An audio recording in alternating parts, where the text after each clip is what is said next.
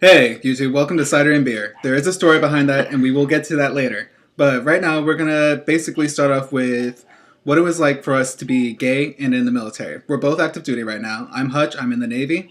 And I'm Amanda, I'm in the Air Force. And so, a lot of people have a bunch of questions and everything, and we'll take in your questions and try to answer them later once they come in. But right now, one thing that has been on our mind is the whole argument about the showers.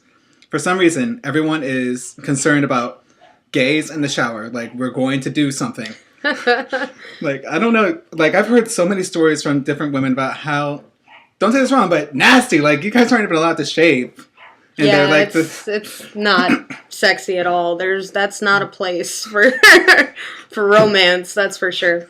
so, like, what would you say to someone who was just like, they disagree with gays serving openly in the military, even though we are now allowed to serve openly and we are totally happy about that, but still you have those people who are asking questions and they have the right to ask them even though they sound ignorant sometimes.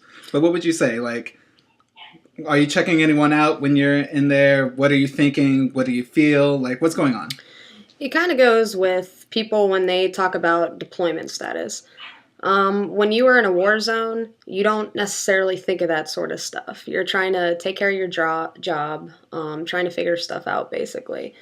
I don't think it's any different gay serving openly in the military because I know whenever the Don't Ask, Don't Tell was actually in play, I knew a lot of gay people there who still pretty much were open. I mean, I was in a year-long relationship when Don't Ask, Don't Tell was in. I don't know if you experienced actually dating somebody while it was in play. Um, I was dating someone, but they were civilians, so it was a little bit easier to hide it since the person didn't have any military connections, really. He tried for the Air Force, but that didn't work out for him. But I would have to say my first gay experience, though, was when I was in the military at A school. So that kind of worked out, being, like, both He's roommates. in the Navy, that's not shocking.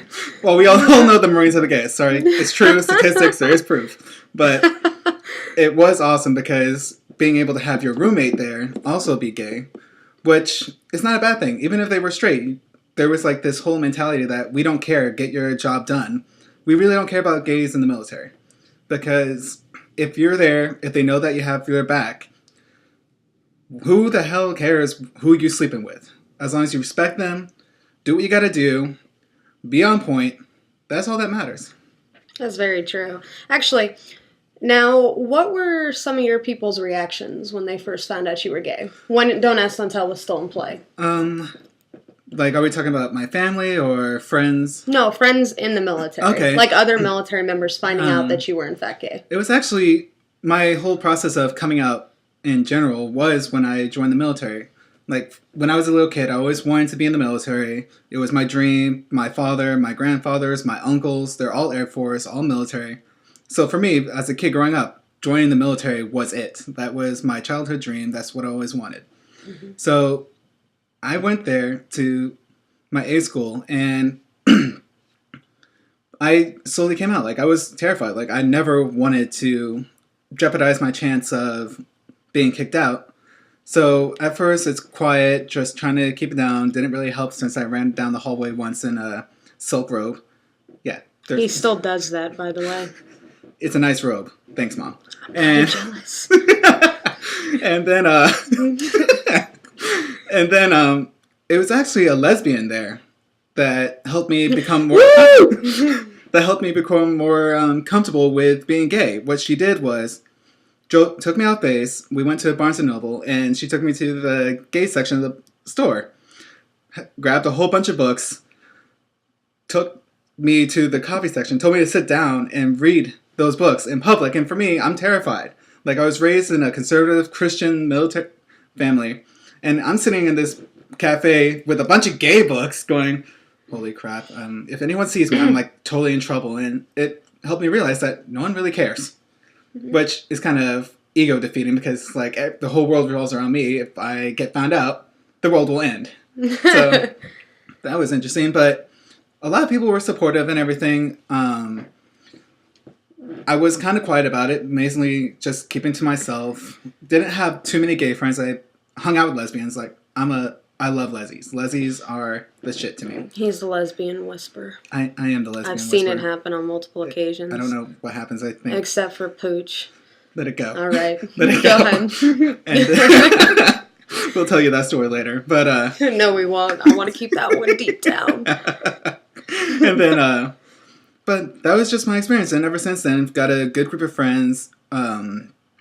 They were all supportive, all basically kept my secret from people who would be offended. But one thing that was hard is because you always have in your mind that you have to be careful about what you say.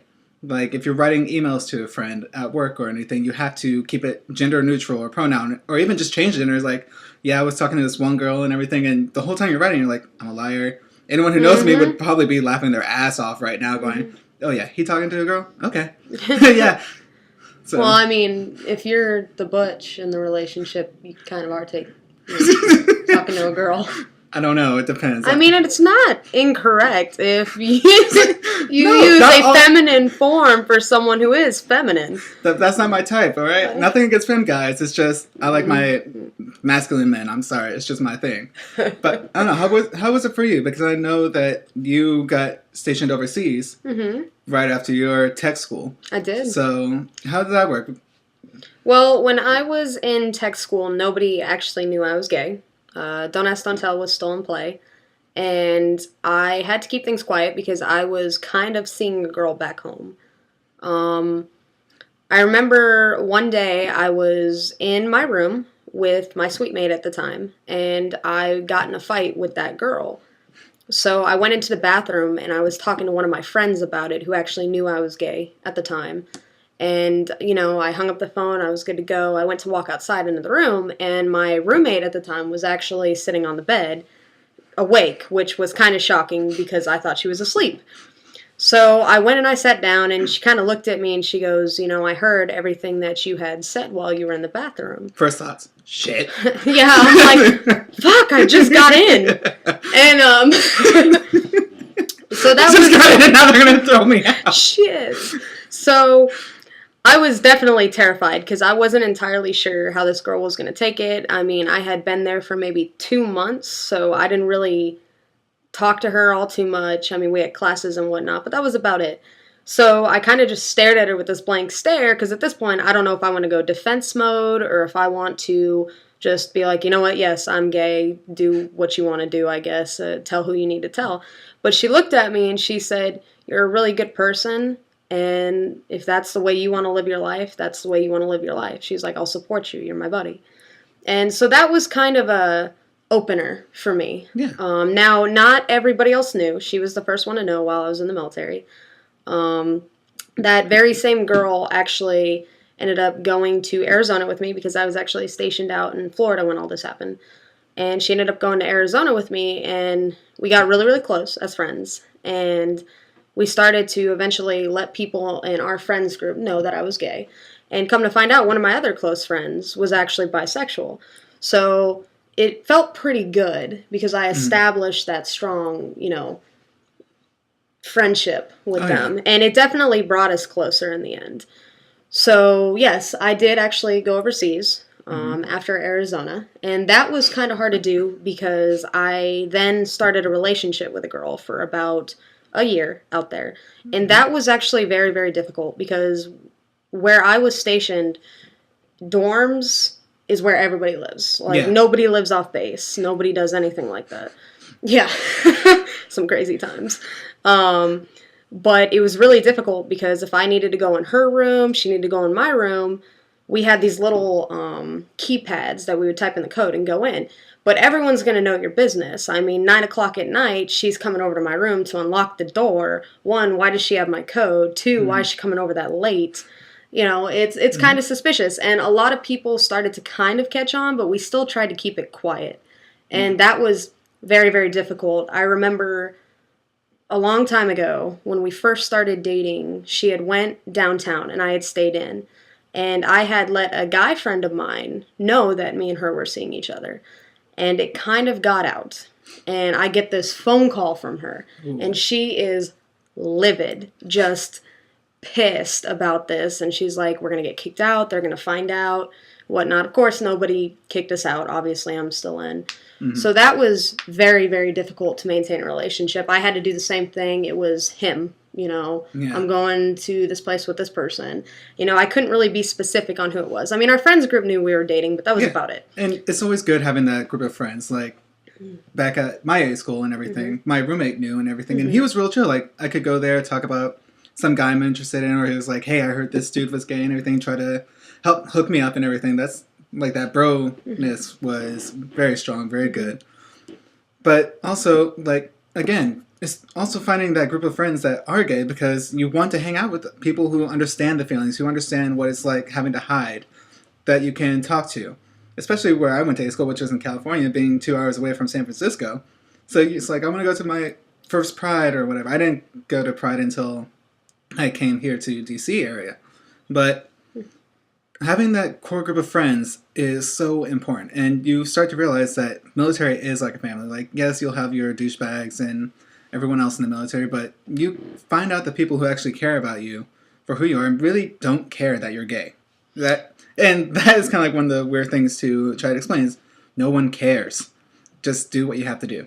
Now, I did come across a negative story I've actually experienced while in the military during Don't Ask, Don't Tell, actually. One of my buddies who I knew in tech school was gay, and he was seeing a guy out here. And I guess they opened up an investigation against someone he had been with, and the guy had written his name in a journal. And so my friend ended up getting called in and told that he was going to get kicked out because that was enough proof for them to kick him out. Now, they actually went through the proceedings. When I was talking to him about it, he was straight up like, they're kicking me out. There's nothing I can really do about this. And that was actually really, really sad to see. Having someone who wants to serve the country, and even though we did know the rules, we did know that if we got found out, we would have been kicked out, but we wanted to join the military. That was important to serve our country, also to get the education benefits and everything else. Like, being in the military, I have absolutely no regrets at all. I love the experiences that I have had, the places that I've seen, being able to go around the world. Most people haven't been able to leave their states, and now you get to experience people from all over the country and have so many different points of view. Yeah, and so he was really upset about it because he was actually really gung-ho military as well. And he went into a state of depression, I would say. And actually, the most amazing thing that I ever saw was whenever they repealed it, actually, when that occurred, that was right at the end of him getting ready to actually be discharged. But when the repeal started to happen and there was talks, the military had to put that discharge on hold. And now he actually is still in the military, currently serving. So that was really good to see. Yeah. So. Well, I hope you like our first video. If you have any more questions, just write it. We'll get to it as soon as we can. We hope to do more videos, not only just about being gay in the military, but relationships, how we see things. We're going to try to be as brutally honest as we can because that's honestly how life is. And just basically because we like to hear ourselves talk. Yeah, we are like that. Well, have a good day and wish you the best.